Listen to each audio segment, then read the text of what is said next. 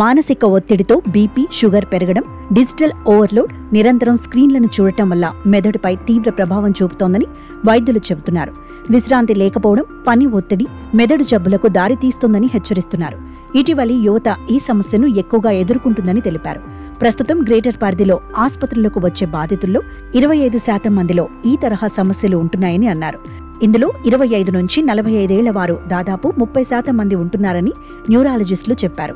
ప్రస్తుతం మహిళల్లో కూడా ఈ సమస్య కనిపిస్తోందని, ఒత్తిడి, మధుమేహం, రక్తపోటు కారణాలతో మహిళల్లో పక్షవాతం వచ్చే అవకాశాలు ఎక్కువగా ఉన్నాయని వైద్యులు వివరించారు.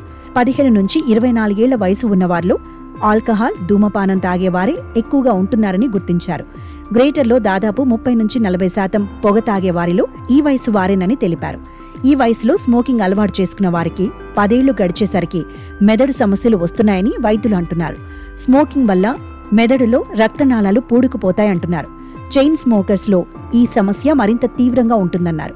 ఎపిలెప్సీ, డిమెన్షియా, మల్టిపుల్ స్క్లిరోసిస్, మెదడు క్యాన్సర్ వంటి వ్యాధులు యువతను, వృద్ధులను ప్రభావితం చేస్తున్నాయని వెల్లడించారు.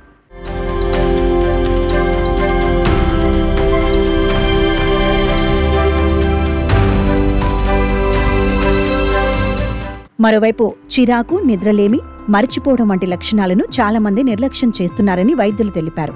మెదడు ఆరోగ్య సమస్యలు తీసుకోవాల్సిన ముందస్తు చర్యలపై దృష్టి సారించాల్సి ఉందని చెప్పారు. మెదడు సమస్యను ప్రారంభ దశలోనే గుర్తించి చికిత్స తీసుకోవాలని, వాల్నట్స్, ఆకుకూరల వంటి ఆహార పదార్థాలు మెదడుకు బాగా ఉపయోగపడతాయని తెలిపారు.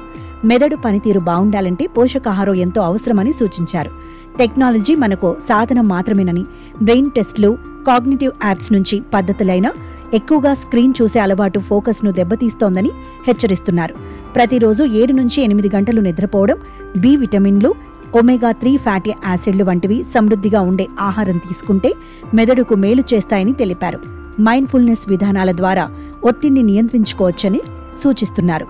స్క్రీన్లను చూడటం తగ్గించాలని, పిల్లలు స్క్రీన్ను ఎక్కువసేపు చూస్తే కంటి చూపు, మాట్లాడే నైపుణ్యాలపై ప్రతికూల ప్రభావం పడే అవకాశం ఉంటుందని చెబుతున్నారు. ప్రతిరోజు 20 మంది మెదడు సంబంధిత సమస్యలతో ఆసుపత్రికి వస్తున్నారని, వీరిలో మైగ్రేన్, తలనొప్పి, తల తిరగడం, నిద్రలేమి, చేతులు కాళ్లు తిమ్మిర్లు వంటి ఇబ్బందులున్నాయని గుర్తించారు.